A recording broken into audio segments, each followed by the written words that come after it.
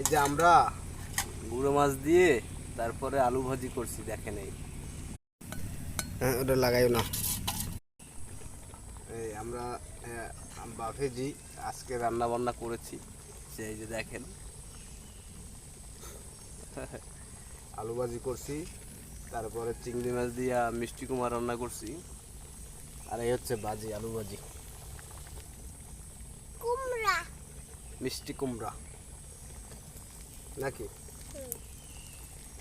যে টমেটো, আলু ভাজি আর গুড়ি মাছ। গুড়ি, গুড়ি মাছ, হ্যাঁ, যা খেলে চোখের জ্যোতি বাড়ে। ধন্যবাদ। ভালো থাকবেন সবাই, ভালো থাকবেন সবাই, দোয়া করবেন আমাদের জন্য, দোয়া করবেন আমাদের জন্য, বিশেষ করে আমার আব্বুর জন্য দোয়া করবেন। বিশেষ করে